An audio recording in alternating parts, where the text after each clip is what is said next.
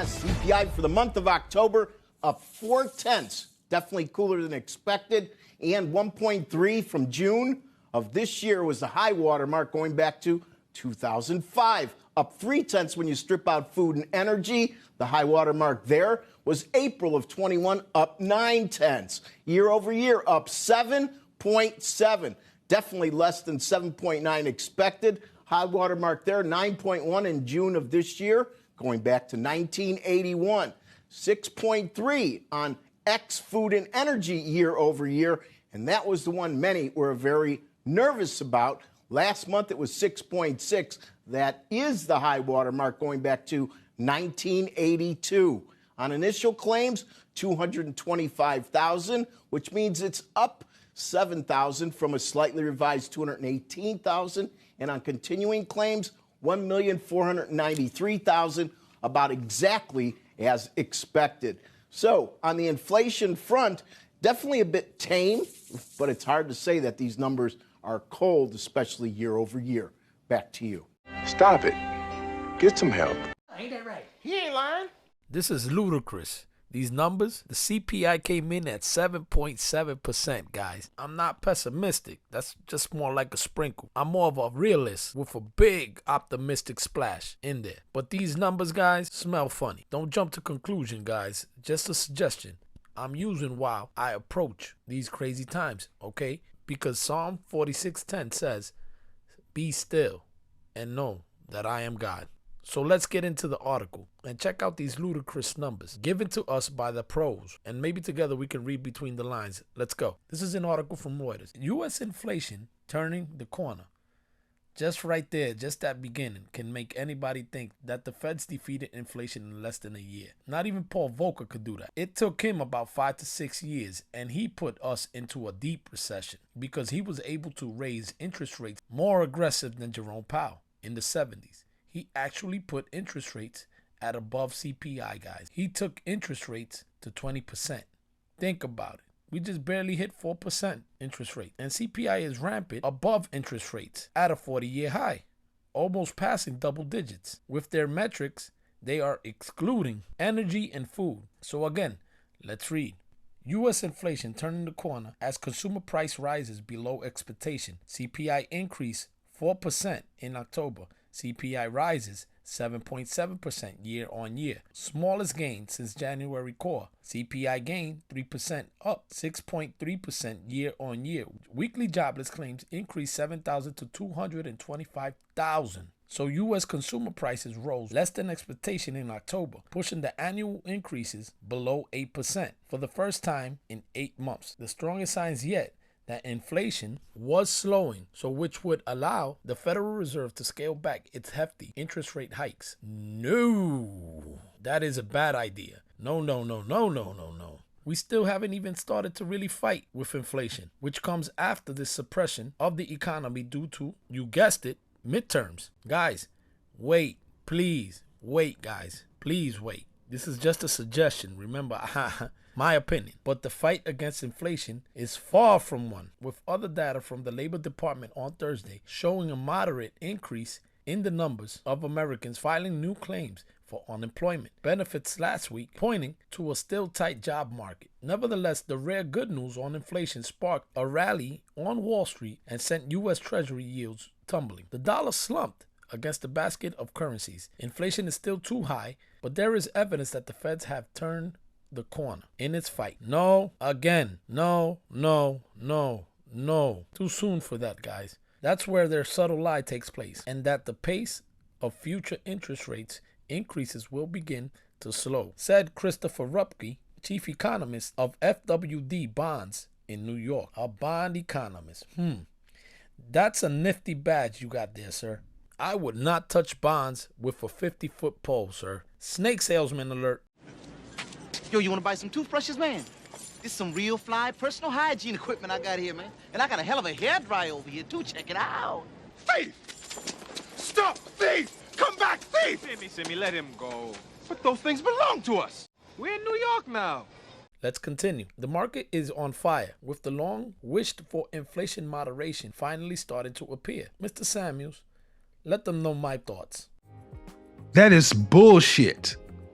The consumer price index rose 4% last month after climbing by the same margin in September. Economists polled by Reuters had forecast CPI would advance 6%. Soaring rents accounted for more than half of the increase in the CPI. Gasoline prices rebounded after 3 straight monthly decreases. And all of this, they are not calculating food and energy, guys. But there's more. Let's get the editors to roll clips to see more information for this situation. Fair use. All right, here he goes. Any second now, please be careful. Any second. This is for all the marbles. This is for everything we've been waiting for. Oh, look at that. Look at that. Wow, wow, wow. All right, it's looking bullish. Wait, be careful, be careful. So the way that you can buy during pre-market is you just have to set a limit order. Oh my God.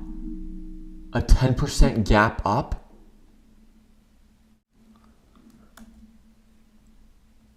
Where is it? 7.7% seasonally adjusted. That is far below. Oh, that is bullish. That is bullish. Holy smokes. Holy smokes. Get in, sucker.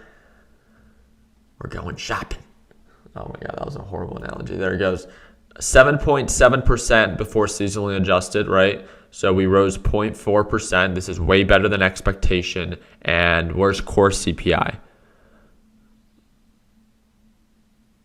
Core CPI, all items less food and energy, is 6.3%. Lower than expected. Wow, wow, wow. You'd be in agreement with the camp that is saying we may have seen some gains in recent days, but don't get fooled into thinking that we're through the crisis at this point? So I think we have overcome interest rate risk and inflation risk. Mm-hmm. We've fully incorporated that. I think we are starting to understand credit risk, recession, etc.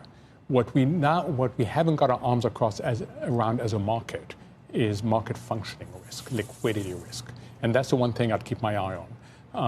I think that still has to play out as the Fed continues to march up with its interest rates. But you don't think it should slow the Fed's role in terms of what they're doing with higher interest rates? Look, I'd rather the Fed not be late. I'd rather the Fed not having to increase rates so quickly. But given that it's so late, I don't think they have a choice. I think the alternative of not reacting will be worse for the economy and will be worse for the markets long term. All right, guys, let's take a look at the opening bell on Wall Street. New York Stock Exchange live shot coming up right now.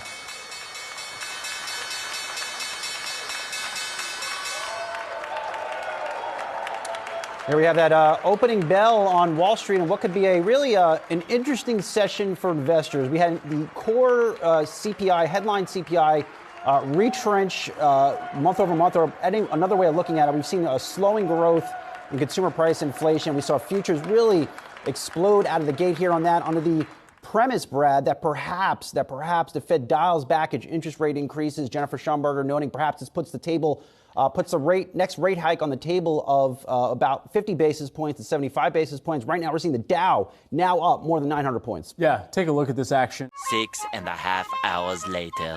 It's about a minute away from the closing bell. Once again, you're looking at a massive rally across the board today. Ness Frey has a closer look at some of the buying we're seeing. Hey, Ness. Hey, Shauna, the everything rally really, and we are going to end the session near the highs of the session. So you've got the Dow that's up more than 1,100 points, the NASDAQ up 7.3%, and the S&P 500 up 5.5%. These indices haven't seen this big of a rally since 2020. Looking also at where we're at with the U.S. dollar index, take a look at this move. This is also part of the reason. This is after that cooler than expected CPI print this morning.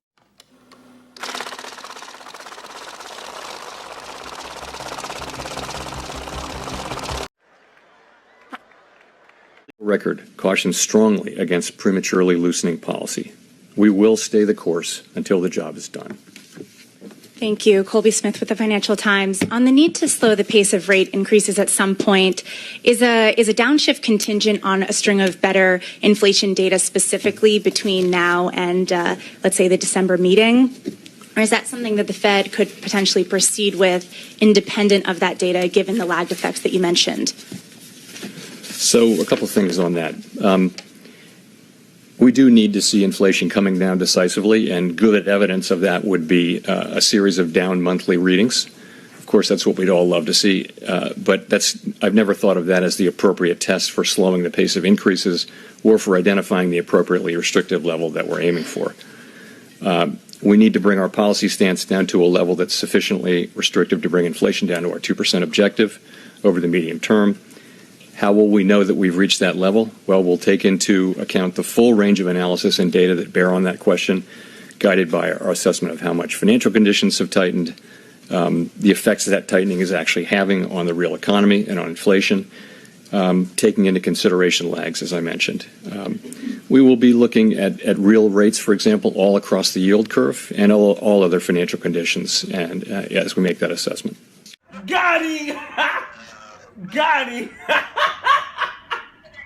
Hey guys, it's Jose, your regular Joe Blow again, keeping an eye out and my ears open to this disco party happening with the numbers on the new CPI report. Do your research, guys. It's not what you think. This is all smoke and mirrors. Do not fall for this. Stay the course of discipline, guys, and for sure, we will take the mountain. Not now, though. Too many moving parts. It's a circus, and we are passing the musicians part. About to roll into the dancing elephants. So, guys, wait, please. Move in caution. And if you are playing, know what you are buying. Get a second and third opinion. This is a time to question everything, even me. Be careful. Let's survive and thrive while also enjoy the coming holidays, guys. Okay? Thank you for the support, and let me continue to do my best to bring you the best. Stay free.